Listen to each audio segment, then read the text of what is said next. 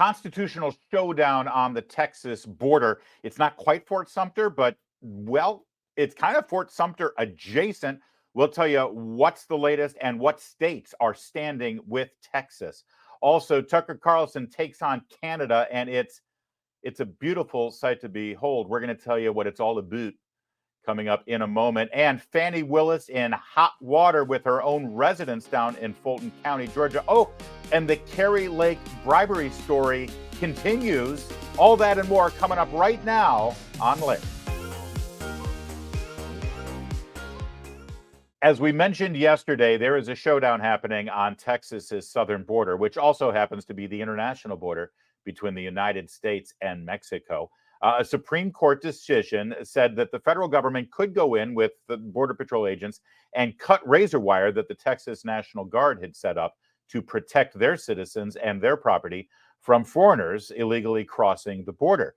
But of course, it didn't say anything about Texas and whether they could or couldn't put razor wire or other barriers up to protect their property, protect their citizenship. So they've gone ahead and doubled down, tripled down.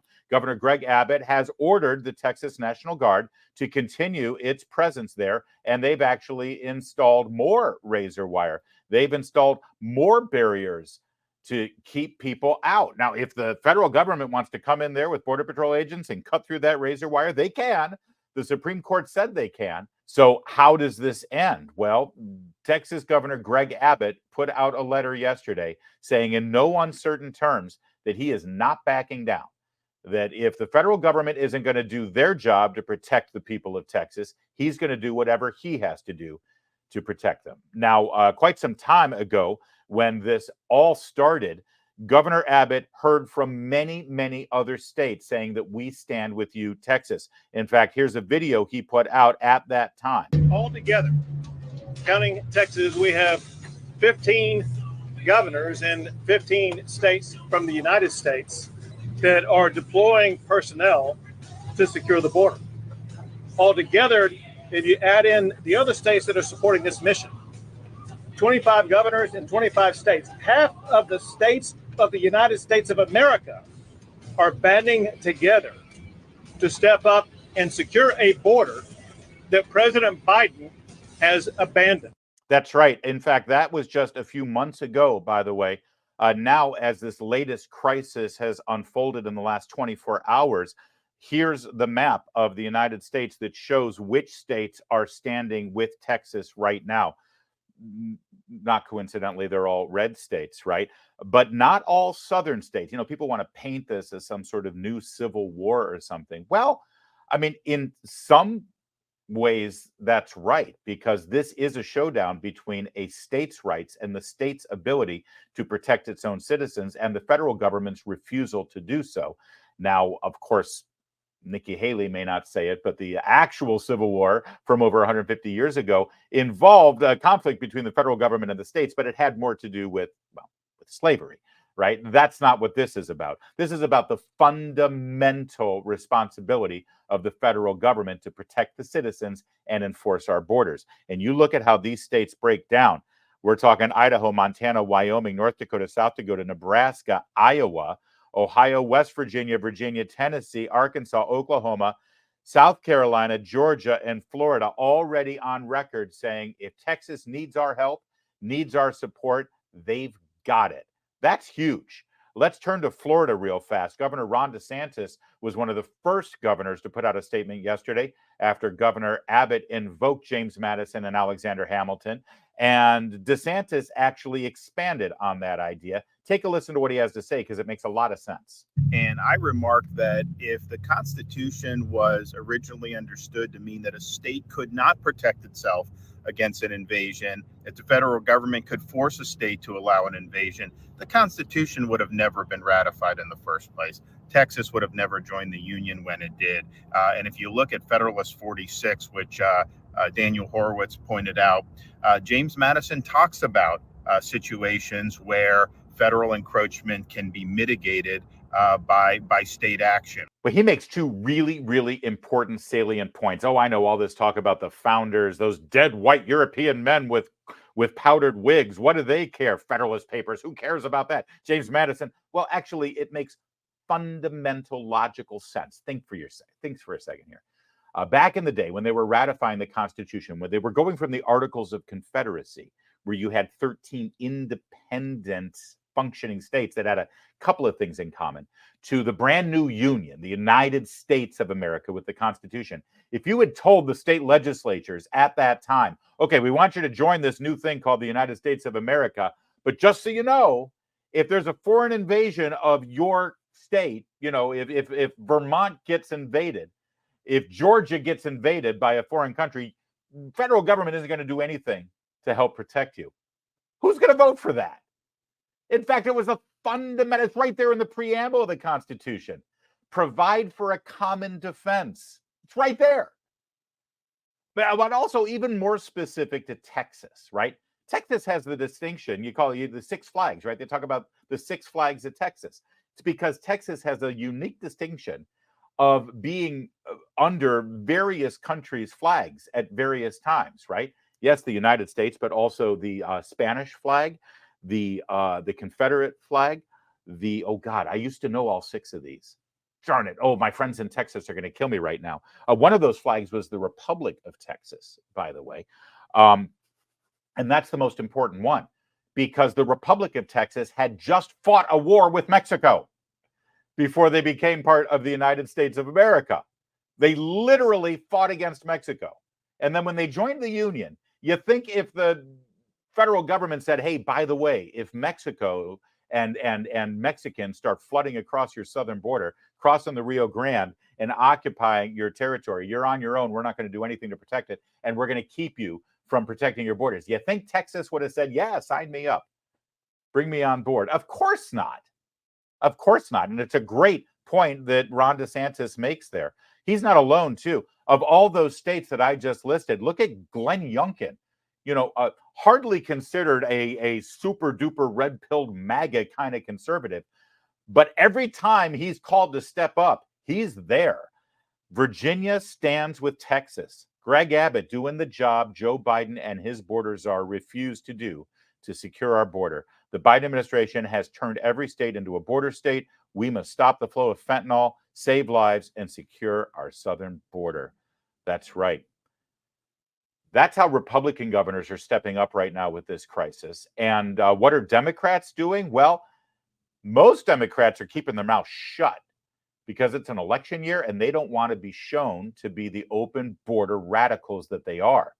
Beto O'Rourke is not one of them because Beto O'Rourke, in fact, holds no political office and really doesn't have much of a political future in front of him. So, of course, he's extended himself a bit here. Abbott is using the Texas Guard to defy a Supreme Court ruling. Real clear here. You're smart enough to know this, but Beto is not.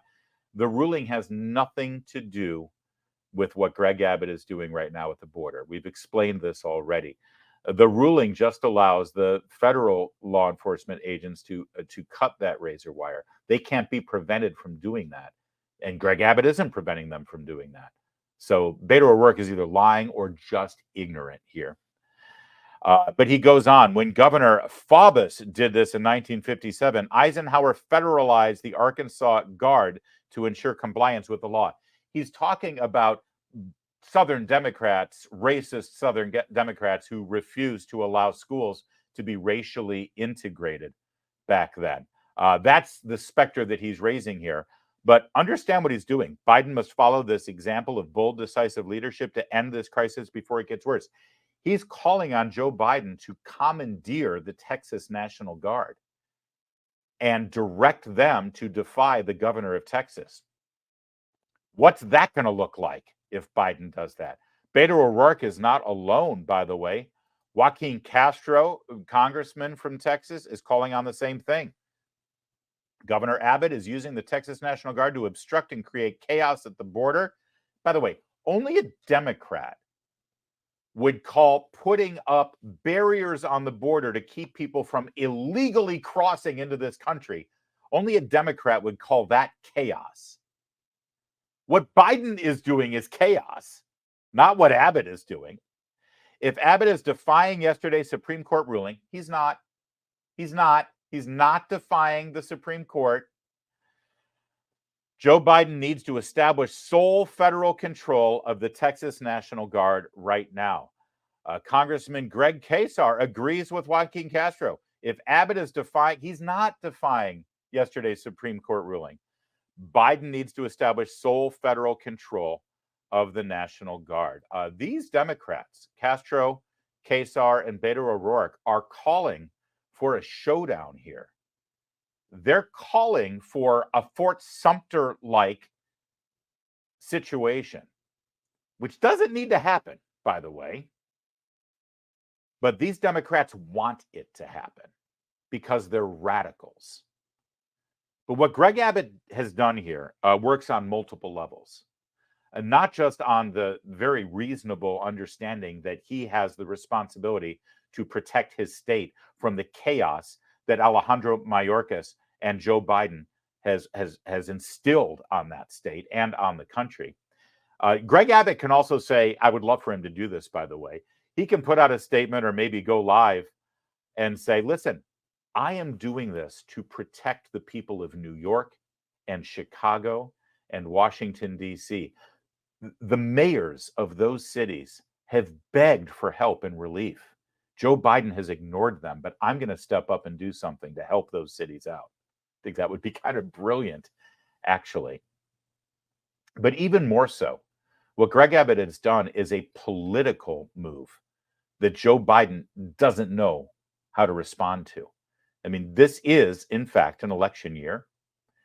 And what will Joe Biden do? Will Joe Biden actually follow the political genius of Beto O'Rourke and actually commandeer the Texas National Guard, or in some way try to send other military personnel down there to override what the governor has done with the Texas National Guard? Will he want the spectacle of sending his own forces or commandeering the Texas National Guard forces so that he can keep the border wide open for more hundreds of thousands and millions of people crossing illegally into this country, that he's willing to do that just for his own autocratic, authoritarian ego?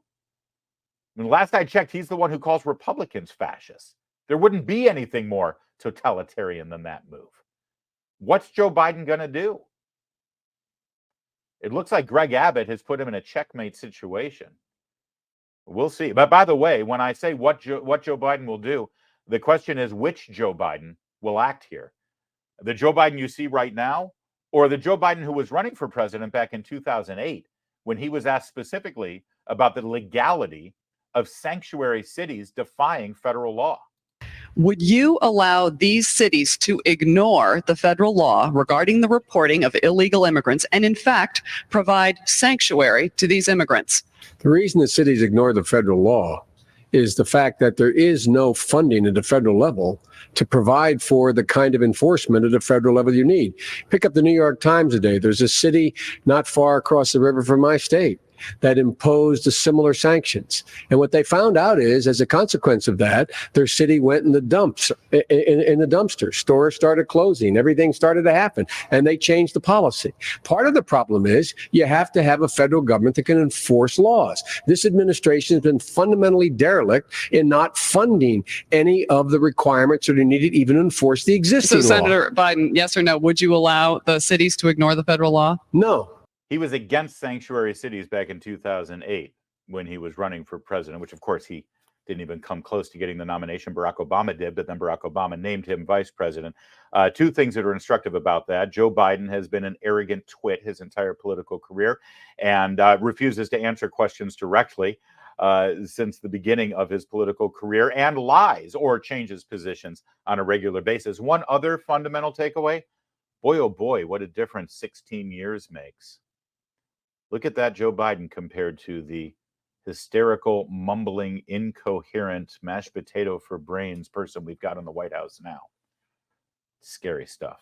Yesterday, we told you the bizarro story out of Arizona where Kari Lake had secretly recorded a bribe offer from the chairman of the Republican Party of that state of Arizona. And well, since we told you about that story, Mr. DeWitt, the chairman of the Republican Party, who's caught on tape offering a bribe for Kari Lake to get out of politics, he has resigned his position in a rambling letter where he accused Kari Lake of secretly recording him, violating their friendship, and a whole lot of other stuff there. Ultimately, Kari Lake wins this round, and Mr. DeWitt's political career, at least for now, is over in the state of Arizona. But the story gets even stranger. Last night, Kari Lake went live. You saw the video at Town Hall. It's still there if you want to watch it. It's a phenomenal question and answer there about who was behind this bribery and also what else may have happened behind the scenes to try to keep Kari Lake down. And during that video, she revealed something else. It looks like there was another bribe attempt here to keep Kari Lake out of politics. Here, watch this part of the video. We can't have that kind of corruption happening in Washington, D.C. And frankly, it starts in Washington, in D.C., and it moves down into capitals across the country, into the state houses, into the municipalities. And what happens is people run for office, and immediately they get bribed, they get blackmailed, and they become controllable. And this is what's wrong with our country. Got another question? I got another one. Was this the first time that something like this has happened to you? Oh boy, I don't even want to answer this because when I got into politics, it became so corrupt. I mean, I worked in media. The media is really corrupt right now. They're pushing propaganda. This is why I walked out of my job. I walked out of a 7-figure contract because I said, I don't want to be part of a corrupt cabal. I don't want to be part of pushing propaganda. And actually, I've never told this story. I don't even know if I should tell it. Should I tell that story? After we won the primary in the governor's race, there was an individual who'd been supportive of us, and we were really happy about it. And we asked him to become more involved in our campaign. We were really happy to have his support. He was a man who had been quite successful, and he wanted to start a PAC for us. He wanted to give some money to a PAC. For those of you who don't know, because I'm kind of new to politics as well, PACs will spend money running commercials for you and ads that will help propel your message or maybe expose what's going on with your opponents. And this individual was willing to put $1 million into a PAC. And I said, that's wonderful. Thank you. We're really happy. This is a grassroots campaign. If somebody has a means and they want to put money into helping us get elected so we can save Arizona, we love it. And about 24 hours later, I got an email from this person who put his asks. He put his asks in. He said, well, if I'm going to do that, I have some asks that I demand of you. And these asks were really outrageous. They were basically, you can't be around MAGA type people. You can't support President Trump. You can't support other MAGA candidates. And listen, I wanted to get the whole slate elected, and I wanted to bring our movement over to everybody who was running on the Republican ticket. I wanted everybody who was Republican to win. And so I said, I can't agree to those asks. And we literally said, thanks, but no thanks. And somebody who had been in politics for a while and who was on our campaign said to me, I've never seen anybody in the history of my time in politics who said no to $1 million because they didn't want to do a few simple things. But I didn't think it was simple to say I'm willing to turn my back on President Trump. I'm willing to turn my back on other Republican candidates. I'm not willing to take somebody's money with a whole bunch of strings attached. So that was one example. There's been probably others that I can't think of right now. But when President Trump calls Washington, D.C. the swamp, he truly means it. It is swampy, it's disgusting, and it's corrupt. And I want to, we just had something dropped in my office here, and we want to change that. That is stunning in many ways. I love the natural approach that Kari Lake takes to this in communicating directly to you and going over the heads of the media and telling stories like this. The most remarkable takeaway that I've seen so far of specifically this part of the story is that no one, and I mean no one, and I mean not one person that I have seen reacting to this on social media in the comments section, on the Town Hall YouTube, or anywhere else in real life when I talk to somebody in real life about this, not one person is shocked. Not one person is surprised. In fact, most people are looking at this and shrugging and saying, well, yeah, of course, we assume that happens. In fact, the only shocking, surprising, stunning thing about this is that Kari Lake is revealing it and telling us about it. But is anybody out there surprised that there are huge pocketed political operators who will go to a candidate and say, I've got $5 million that I will spend on your campaign's behalf. All you got to do is A, B, and C, and the money is yours. Of course that's happening. I mean, how many times do you see a politician suddenly, strangely, seem to take up a position that they didn't used to take up? Wow, I didn't expect that person to take up that issue. Why are they doing that? That doesn't seem in keeping with their values, with their principles, with the kind of thing that they used to support. You know, like, for instance, so I don't know, how about Joe Biden? How about President Joe Biden, who is now making the centerpiece of his political campaign to be reelected in 2024, the right to kill a baby in the womb? That's all you're going to hear from him. Oh, we need to restore Roe. We need reproductive rights and freedom for women. We need women's health choices to be protected. Oh, whatever euphemism you want. That's what he's going to be running on. But in 1982, Joe Biden actually voted as a United States senator to overturn Roe v. Wade. So what changed? You know, maybe it's me, but an issue like abortion seems to be one of those things where, you know, when you're a fully grown adult, as Joe Biden was back in the 80s, I mean, gosh, what, he was in his 40s then, right? You'd think that you've reached a point in your life, in your maturity, in your relationship with your faith. I don't know if you know this or not, but Joe Biden is a deeply devout Catholic. That's kind of a thing that you believe what you believe, and nothing's going to change your belief system. But here he is on the polar opposite of that issue. Why? Why? Well, I mean, he did get to be president of the United States with a whole lot of money and a whole lot of political power and support from certain interest groups. And they walked through I guarantee you, they walked through the door and said, Joe, you can be president. Here's all you got to do. And so he did it. And so he did it. Kari Lake just laid out exactly how this happens and how it works. And it's why you see Republicans who run on one set of ideas, and then once they get to Washington, suddenly they don't do it. And as we explored earlier today, the border crisis that we're seeing down in Texas, it really resonates, doesn't it?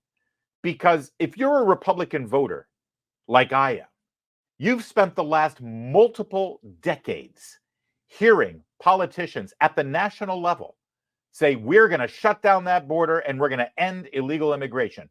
I've been hearing it for decades. Every single candidate who was run for president, whether it was George Bush or Bob Dole or George Bush again, the other George Bush, and then Mitt Romney and John McCain, they all said the same thing. And yet every time they had the power to do something about it, they ignored it. It wasn't until Donald Trump where they actually had a president, a Republican, who did what he said he was going to do. And it's one of the reasons why Donald Trump is so popular with Republican voters. It's also one of the reasons, like Kari Lake, that Donald Trump is very unpopular with the power structure in Washington, D.C. Let's turn now to one of our favorite reporters out there that doesn't work for Town Hall, but, you know, we can't win them all. She's Mary Margaret Olohan. She's senior reporter for Daily Signal. And Mary Margaret, thank you for joining us here because this is a remarkable story that you uncovered yesterday. Thank you for having me. Love coming on. So this involves the ADL, the Anti-Defamation League, and their activism here on transgender issues. They actually, well, you tell me exactly what they did here. Yeah, so this is a really interesting story that we got the scoop on thanks to the Oversight Project here at the Heritage Foundation. Basically, oversight got a hold of this email in a FOIA from the Washington State Fusion Center, and that email shows the ADL communicating with law enforcement, specifically the Washington State Fusion Center out there on the West Coast. And in this email, the ADL was alerting them to online amplifiers of LGBTQ plus hate. Well, in that email, the ADL basically paraphrases a big blog post they have that specifically talks about how Matt Walsh, the Libs of TikTok account, Chris Rufo, and Blaze Media are apparently perpetrators of extremism. And in that same article, they talk about how this type of content is going to put people in danger. And that's concerning enough on its own. But the ADL spends a lot of time and resources on talking about how extremism online can become extremism in real life. And they talk about how they have this collaboration with GLAAD, very pro-LGBTQ organization, to alert law enforcement to this type of extremism. So the short of it is the ADL was telling law enforcement, you should be looking at these opponents of transgender ideology, and you should be keeping an eye on them because they might be extremists themselves and they might be starting extremist activities. Wow. It's like they've told the Southern Poverty Law Center to hold their beer. The ADL is what's happened to this group. Let's set the ADL aside for just a quick second. I want to circle back to them. But what is this law enforcement entity specifically that they reported to? Is this under the auspices of the FBI or the Justice Department? So the state fusion centers are funded by DHS and DOJ. This specific one, I believe they describe it as a counterterrorism center. And when I reached out to them for a comment, I heard from a Washington State police kind of organization that partners with them.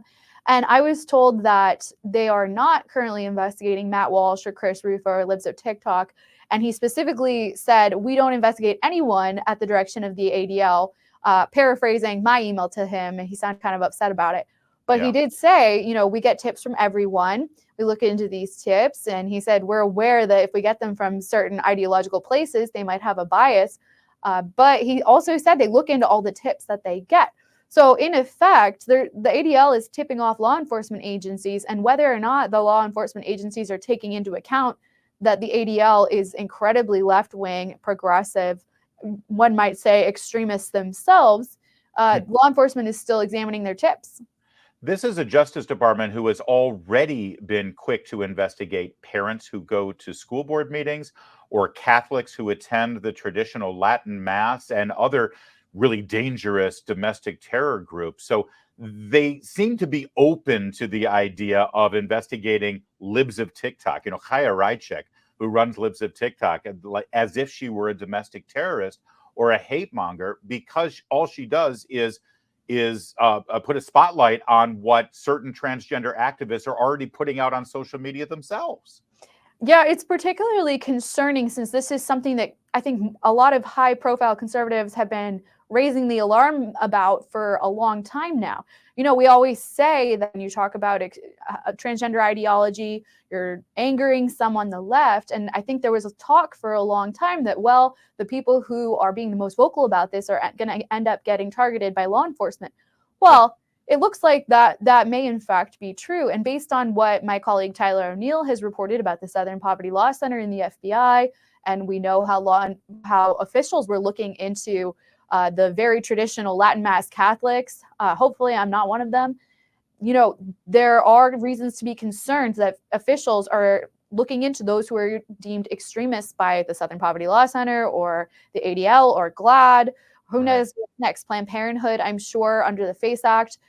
So it's just another example of these left-wing organizations working with federal officials to target opponents of their ideology. Has the ADL given you any sort of response? Have they? Did you ask them for a quote on this, or whether they can confirm that they or deny that they actually blew the whistle, so to speak, on that really scary guy Matt Walsh for making a movie asking a simple question: "What is a woman?" Well, I gave them over a week to respond, actually. This is one of my more annoying traits when I write stories, is I'll keep replying to my press inquiries, and I'll be like, hey, I'm just following up on this. Sometimes people respond. The ADL did not. And I would love to hear from them. I would love to ask them, who else is on your distribution list besides the Washington State Fusion Center? How often do you get your tips investigated? Which ones are you the most proud of that actually were investigated? And can you claim responsibility for any of these extremists getting investigated or put in jail? I am positive that they have a list of that. I'm positive that they celebrate that, privately. So the Anti-Defamation League obviously was founded. It was actually founded before World War II, before they saw the rise of anti-Semitism in Europe, and sadly here in America as well. They were founded to push back specifically on anti-Semitism and the defamation of Jewish people around the world. They had a pristine track record, and most people, whether they were Republican, Democrat, conservative, liberal, they all basically had quite a bit of respect for the Anti-Defamation League. That has changed very quickly, and suddenly now, rather than looking out for and defending against rampant anti-Semitism at a time when we see horrific anti-Semitism on college campuses and in the halls of Congress, sadly, instead they decided that this is their new target. This is the new flag that they've got to wave to protect against Matt Walsh and Libs of TikTok and Chris Rufo. It's really sad, and you're totally right, Larry. There is such a rise in anti-Semitic crimes and hate crimes, in horrific way that college students are treated.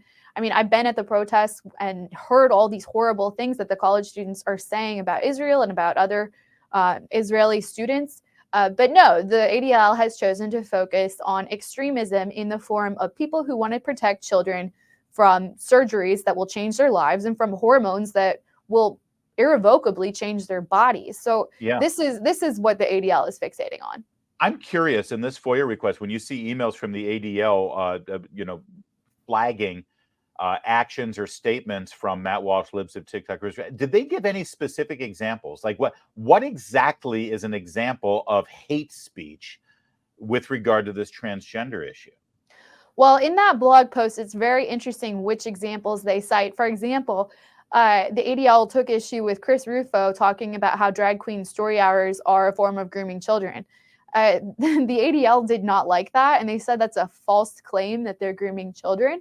And let's just remember what we're talking about here. We're talking about children going to a show where a man dresses up as a woman sexually in weird, revealing outfits and dances. We've even seen videos of children putting money in the clothing of these dancers. So, this is what Rufo's talking about, and the ADL's like, that's not child grooming. Well, if that's not, I don't know what is. Yeah, really. So calling that grooming is hate speech, according to the ADL. Yeah, and that's just one example. If somebody drove up in a white van to a playground and acted that way in front of children, they would be arrested. Right. But because it's done under the auspices of a story hour, suddenly it needs to be protected. Unbelievable. Great story, great reporting. Thank you for staying on top of it. And I'll say a prayer in Latin on your behalf there, Mary Margaret. I hope you're not on that list too. Appreciate it. Keep going. I'm out of control. Unleashed in Canada. Tucker Carlson doing what only Tucker Carlson can do. He's playing to a sold-out arena up in Canada, Alberta. I remember he called Justin Trudeau and left a voicemail to warn him that he was coming to liberate that country. And Tucker was absolutely en fuego. He was fantastic. One part of his speech there, though, really resonated, and we want to share it with you.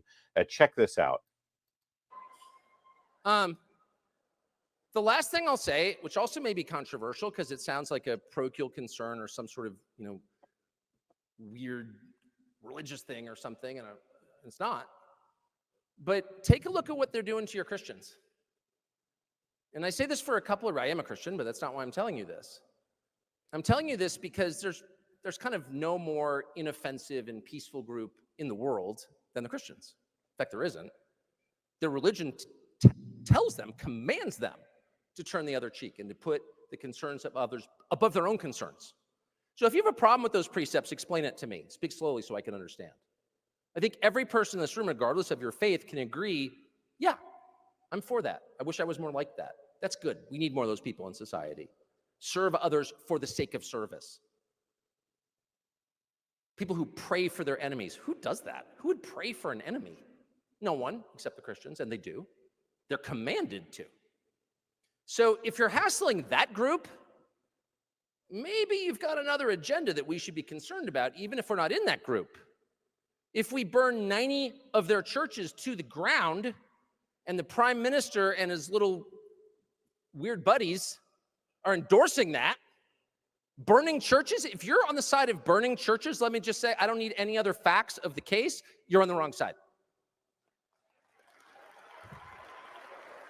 If you're throwing preachers in prison for preaching the Christian gospel, not for hurting anyone, not for making pipe bombs, not for trying to castrate other people's children, not for importing millions of people into your country who are not going to have work, just for the crime of preaching the Christian gospel, you go to jail at the same time when they're encouraging your kids to do drugs, and not just fentanyl, but weed. Don't raise your hand if you have a 15-year-old son, but come up to me after and tell me what you think of legalized weed.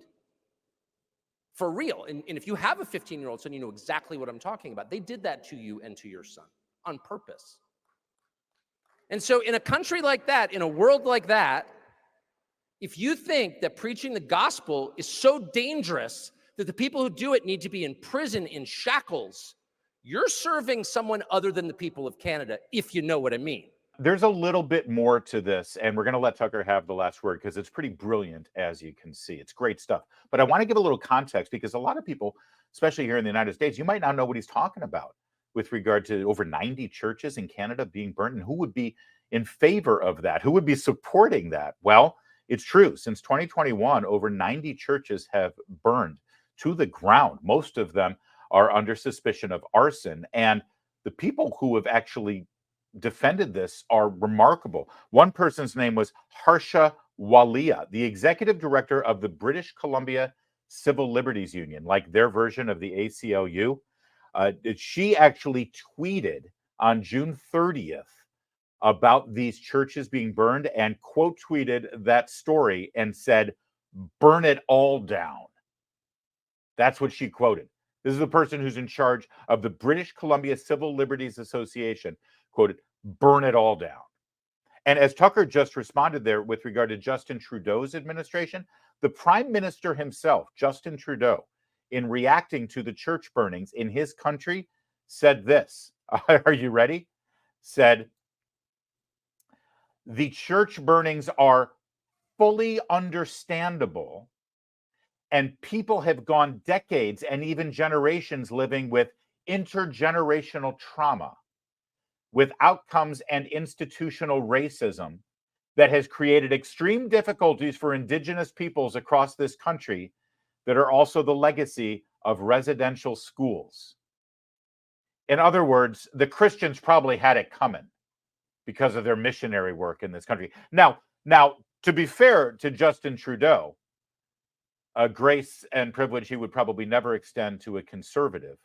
He did in that same statement that sounded like he was equivocating, rationalizing, and defending the burning of churches. He also said, and I'm quoting him, "It was wrong and unacceptable to burn churches to the ground." So there you go. I mean, in addition to that really long rationalization for violence against churches in his country, he also said in 3 words, wrong and unacceptable. So there's that. But how brave and fabulous for Tucker to go into Canada and raise this issue. And of course, by the way, the arrests of ministers and people of clergy for praying and being nonviolent, we've already covered that story quite a bit. It's happened in the UK and in Canada. Absolutely. If you pray in front of an abortion clinic, you'll be arrested for a thought crime. But then I'll let Tucker finish, as I said. Just so you know, this is Tucker at his best. If you haven't seen his speech at the Heritage Foundation 30th anniversary, you need to do it. In fact, it was on a Friday right before he was fired from Fox News the following Monday. A lot of people speculated that part of the reason he may have been fired is because that speech was so passionate about his Christian faith and about how Christians are under fire in this country. Watch that speech if you haven't seen it already. It's out there. But here he is, Tucker at his best, echoing his concerns about the future of Western civilization, specifically Christianity in our country and in our continent. That's really scary. And I don't care how much they dress it up in the passive-aggressive, self-help language of the modern left. Well, it's really about public safety. Every time I turn on your freaking television shows, everything's about public safety, which is a euphemism for hard-edged fascism, actually. And frankly, I'm a little bit more comfortable with the old-fashioned variety, where guys in tight uniforms goose-step through your town, because at least you know who you're fighting. And you know what it's going to take to liberate your town. Get rid of these people and everything will be okay. But when they show up and they're therapists with advanced degrees, and they look at you in the face and say, no, actually, little Dylan just needs more fentanyl.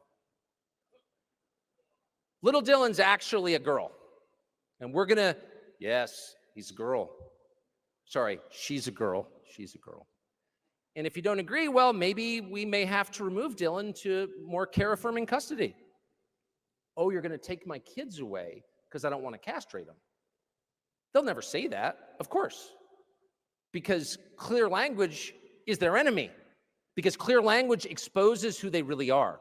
They're not people who are trying to help you. They are people who are trying to hurt you. Anyone who goes after your children, anyone who encourages you to have fewer children is trying to make you extinct.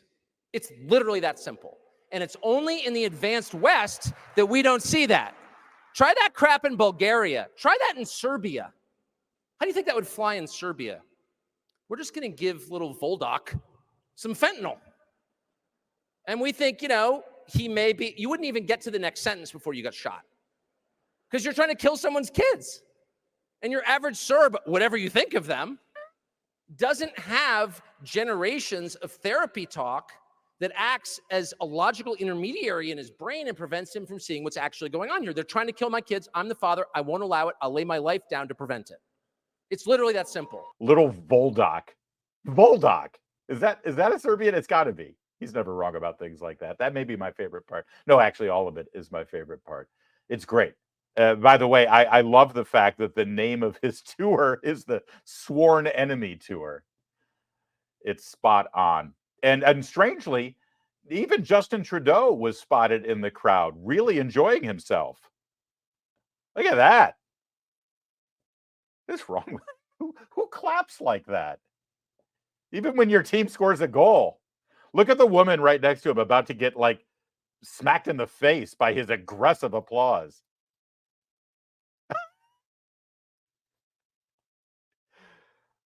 There it is. Justin Trudeau really enjoying Tucker Carlson's Sworn Enemy Tour up in Ottawa. As bad as things are here in America, we can always have that as our final side. We lament and complain about everything that's going on in this country, but then always take a deep breath and say, at least we're not Canada. Things are crumbling for Fani Willis down in Fulton County. As you know, there's a complete and total sex scandal going on with her and another woman's husband. She funneled hundreds of thousands of dollars, allegedly, of taxpayer money to this guy to be the special prosecutor to investigate Donald Trump. He used it for vacations and cruises, allegedly. And now the judge in the case against Donald Trump is actually calling her to defend herself and see if this is prosecutorial misconduct. The entire case might be thrown out. By the way, I wonder if Jenna Ellis would rather have her guilty plea back now after all of this. Anyway, that's a side issue. What's important is really what the people of Georgia are thinking about all of this, because this is an election year, isn't it? And the people of Georgia are not very happy. Take a look at the public comment time during the Fulton County Supervisors meeting. Watch this man. Good morning, Commissioners. Derek Blassingame. It is a pleasure and an honor to address you all today. Some of you all have made the comment this morning on my way in that he's done, he's through, it's over. Well, I want to let you know that Derek Blassingame, I'm done with Fulton County fumbling our elections. I'm done with the gross mismanagement of our taxpayer dollars by the Fulton County Democrats on this body. I'm disgusted at the information that is coming out of the district attorney's office as a taxpayer. I am done with most of your silence at the DA's apparent love affair with the special prosecutor and gross mismanagement of taxpayers' dollars to pursue what appears to be a frivolous lawsuit based off of partisan politics. Apparently, guys like me need to court Fulton County female executives if we want a free ride at all paid expense. Apparently, we need to pursue Natalie Hall and Fani Willis, or maybe the executives in other departments, if we want a full ride and full pay. The DA appears to be trying to protect past elections, but upon information and belief, she's trying to interfere with future elections by trying to convict a candidate before the general election. I'm requesting a financial audit to be done by the county auditor of the district attorney's office immediately. There is no way that you get more money when you're spending money allegedly for unnecessary and frivolous purposes. Also, these judges need to hire a lobbyist instead of grandstanding this board with these mediocre public relations stunts. Magistrate Court still needs a systemic boost and an IT transformation that's been achieved by the Superior Court clerk. It needs to be pulled together. 15 seconds. Thank you. Finally, I'm urging you to appoint Julie Adams to the Board of Registration and Elections without delay. And we need somebody that's transparent, that's open, and that can be open-minded to all concerns and can address the people's needs. I'm also want that audit of the DA's office immediately. Now, a couple things here. Obviously, there's a lot of stuff going on there that's internal to Fulton County politics and what's going on with their election commission and the DA's office, but it certainly affects you. It affects all of us because he makes a couple of very salient points there. The most important one is that Fani Willis, the DA, in attempting to prosecute and jail Donald Trump, is tampering with the 2024 presidential election, using laws that were never intended for the purposes that she's using them for. And she's trying to basically tip the scales so that Donald Trump is ineligible to be on the ballot in multiple states. And if you took a look at Colorado and Maine, it's working. These are the people who embrace democracy and want to make sure that, people have the right to vote. Oh, yeah, we want to make sure people have the right to vote, but they can only vote for the people that we tell them they're allowed to vote for. He raises that issue. He raises the fact that Fulton County can spend millions of dollars on this prosecution of Donald Trump. And imagine if they took that money and actually did something to improve the voting process in Fulton County, because it's been multiple election cycles now where the entire nation has to stop and look at this one county in Georgia who can't get their act together. And the fact that they refuse to spend any money to tighten their voting system and actually get their votes counted in a timely fashion, in a safe and secure fashion, where nobody has to walk away afterwards thinking, gee, I wonder if we actually have the results accurately counted here. The fact that they refuse to do that tells you that maybe it's by design. And finally, the fact that he raised those two issues makes him, this man right here that you're looking at, makes him the face of white supremacy and MAGA fascism in America today. That man right there, for the beliefs that he has in demanding that his tax dollars are not wasted on a frivolous attempt to convict the nominee for president of the United States, and demand that his tax dollars are actually used to make a sound and secure voting process in his county, that makes him a racist and a fascist and an enemy of the people. If you listen to the Democrats, if you listen to the Democrats who run Fulton County and the Democrats in the White House, that man right there, he's the face of white supremacy and fascism in America. Joe Biden's a big unifier, isn't he? And Fani Willis, if she's lost him, she's in big trouble. And so is her case against Donald Trump. That's it for today. Thanks, y'all, for watching. Thanks for sharing all of these videos. Any segment that you like today from our program, we're going to break it out and we'll put it up there on YouTube so you can independently watch it, share it, and subscribe, please, to all of our accounts. Like us across the social media spectrum so you can be first in line when our next show is ready to go. Thanks.